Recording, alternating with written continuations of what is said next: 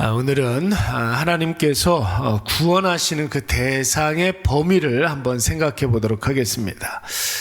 여러분, 성도들이 목회자들에게 하는 그런 질문들 가운데 목회자를 좀 이렇게 난감하게 하는 그런 질문이 있습니다. 어떤 질문이냐면, 목사님, 이거는 죄인가요? 죄가 아닌가요? 뭐 이런 질문이에요. 이런 사람은 구원을 받나요? 아니면 구원을 못 받나요? 이런 질문들은 여러분 목회자들에게 좀 난감하게 하는 그런 질문들이에요. 왜 그러냐면, 목회자는 성경 말씀을 잘 풀어서 성도들에게 해석해 주는 사람, 설명해 주는 사람, 잘 알아듣도록 그렇게 해석해 주는 사람이지 죄와 의를 구분짓는 사람이 아닙니다. 구원과 형벌을 판단하는 사람이 아니죠. 죄냐 죄가 아니냐, 구원받을 것이냐 구원받지 못할 것이냐, 여러분 이 질문에 아무리 훌륭한 목회자라 할지라도 감히 딱 잘라 말할 수 있는 사람은 아무도 없습니다. 왜냐하면 죄를 죄로 규정을 하고 구원을 구원으로 규정하시는 분은 오직 여호와 하나님이시기 때문에 그런 것이죠. 여러분, 이단 사이비가 어떻게 생겼는지 한번 생각을 해보십시오. 죄와 의를 함부로 재단하고 판단하면서 성도들에게 겁을 주죠. 겁박을 하고 협박을 합니다. 심판과 형벌을 자기 나름대로 판단을 해서 성도들에게 두려움을 주기도 하고 공포를 주면서 교주의 말에 절대적으로 순종하도록 그렇게 가스라이팅을 시키게 됩니다. 아무리 성경에 해박한 사람이라 할지라도 죄냐 죄가 아니냐, 구원을 받느냐 구원받지 못하느냐, 여러분 이거는 아무나 판단할 수 있는 것이 아닙니다. 다만 우리는 성경 말씀이 우리에게 원하는 일들을 있는 그대로 순종할 뿐이고, 그 이후에 일어나는 일들은 다 하나님께 맡기면 되는 거예요. 우리가 믿음으로 말씀에 대한 순종을 하고 그 일에 대한 평가는 누구의 몫이라? 하나님의 몫이라는 것이죠. 그래서 하나님은 하나님의 일을 하고 우리는 우리의 일을 하면 되는 거예요. 하나님께서 우리에게 요구하시고 원하시는 것은 순종일 뿐이지, 여러분 이 이후에 일어나는 일들은 하나님께서 복 주신다 이야기하셨잖아요. 약속대로 이루어질 것을 믿고 우리가 믿음으로 나아가는 것입니다. 사도 바울이 사역하던 시대에는 구원을 받느냐 못 받느냐, 이게 굉장히 중요한 화두였습니다. 여러분 이것에 대한 논쟁이 너무 첨예했기 때문에, 여러분 유대인들, 율법주의자들은 율법이라는 그런 보이는 잣대를 들이대고 율법에 못 미치면 구원에서 탈락, 율법을 어느 정도 잘 지키면 하나하나 점수를 매겨서 이 사람은 구원받을 사람, 이렇게 판단을 했단 말이에요.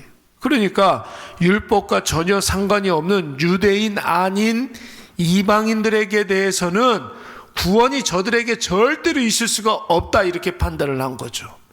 가혹하리 마치 구원과 상관없는 그런 존재로 낙인을 찍혀놓고, 이방인은 지옥의 땔감 정도다, 지옥불에 불이 있잖아요, 부를 때는 땔감이다, 이렇게 생각을 하면서, 여러분 이방인을 보는 것만으로도 죄가 된다는 둥, 이방인을 저주받은 자로 여긴다는 둥, 이런 어떤 인식들이 있었던 것이죠.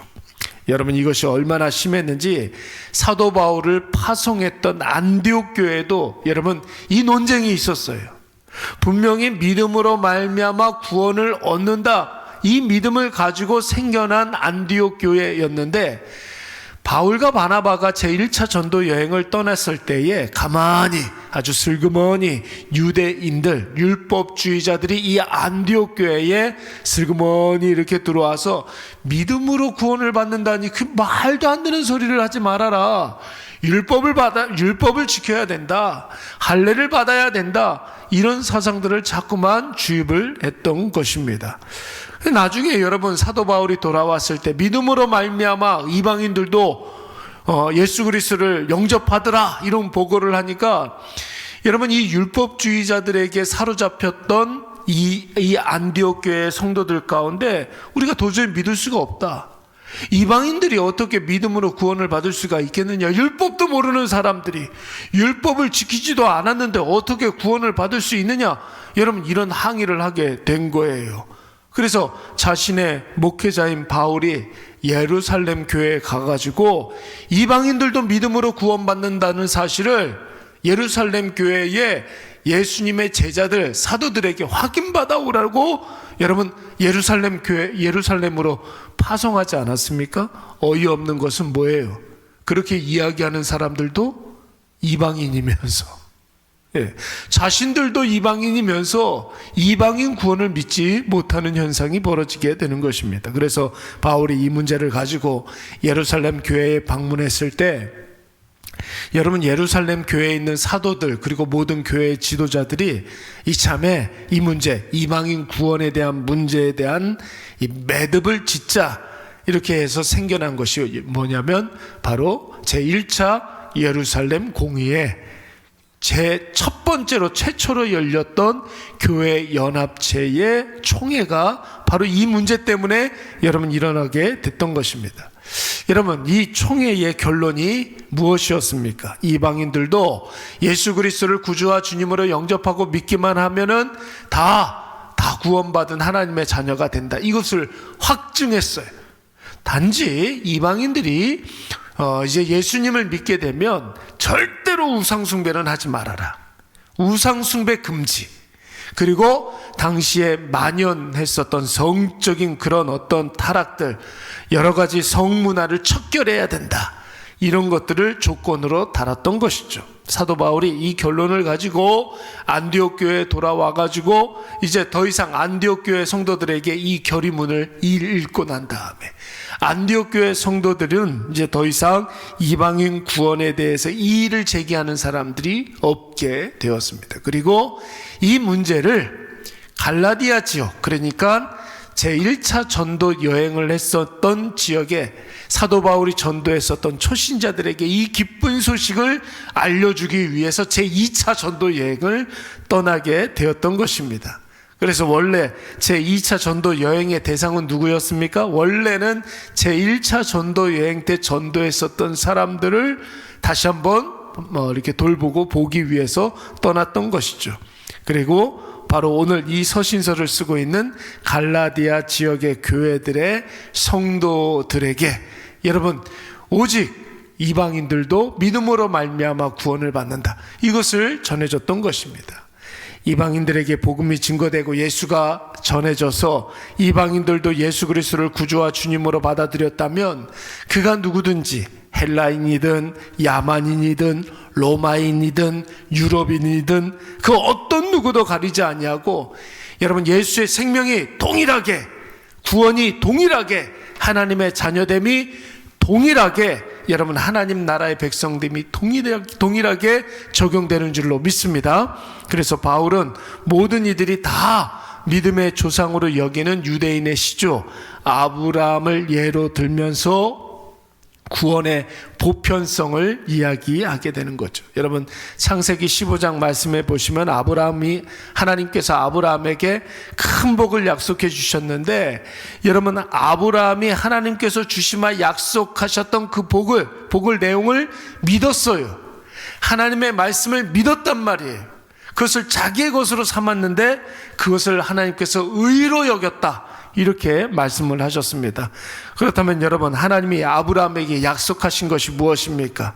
창세기 15장 4절 이하의 말씀을 보시면 아브라함의 몸에서 난 자가 아브라함의 상속자가 될 이삭을 주겠다, 이삭을 통해서 수많은 후손들을 줄 것이다, 그리고 아브라함의 후손들을 통해서 전 세계 열방의 많은 사람들이 큰 복을 받을 것이다. 여러분 이게 무슨 소리입니까? 똑같은 믿음을 갖고 있는 모든 사람들이라면 다 아브라함의 자손들이라는 거예요. 다 구원의 메시지를 받은 사람들이라는 것입니다. 이 사건을 바울은 오늘 본문 말씀 8절 말씀에 이때의 밤하늘의 뭇별 같은 아브라함의 자손들은 아브라함의 혈통 유대인뿐만 아니라 이방인들도 다 포함되어 있다, 이렇게 이야기하는 거예요. 누구를 믿기만 하면? 예수 그리스도를 믿기만 하면. 사랑하는 여러분, 그렇다면 오늘 우리는 하나님 나에게 허락하여 주신 생명, 또 하나님의 자녀됨, 예수 그리스도의 구원 확신하시기 바랍니다. 예수 그리스도의 보혈의 피로 죄사함을 받은 줄로 믿습니다. 예수 그리스도를 믿음으로 말미암아 우리가 하나님의 자녀가 되었고, 예수 그리스도 그 십자가 구원으로 말미암아 우리가 구원받은 하나님 나라의 백성이 된 줄로 믿습니다. 여러분, 이것을 우리가 확신할 때 우리는 이 세상, 절대로 이 세상과 타협할 필요도 없는 것이고, 여러분, 우리 존재에 대한 확신을 갖게 되는 것이죠. 우리가 생명이구나, 하나님의 생기를 가지고 있는 생명으로 살아가는 그 생명으로서의 오늘 우리가 하루를 살게 되는구나. 신부는 하나님의 자녀이구나, 하나님 나라의 소속으로 우리가 이 세상을 살아가는 거구나. 여러분, 이 모든 상황들 가운데 이러한 확신으로 승리하게 될 줄로 믿습니다. 그러므로 더 이상 여러분 고민하지 마십시오. 죄냐 죄가 아니냐, 여러분 이런 이분법적 사고로 말씀에 대한 순종을 지연시키지 마시고 주저하지 마시고, 말씀이 나에게 딱 왔을 때 나의 존재, 나의 어떤 생명을 소유한 자답게, 하나님의 자녀답게 우리가 해야 할 일들을 주저없이 여러분 감당하시기 바랍니다. 그때 우리 삶은 능력 있는 삶이 될 것이고, 뿐만 아니라 하나님의 약속하신 구원의 기쁨 속에서 영원한 영광을 누리게 될 줄로 믿습니다. 우리 잠깐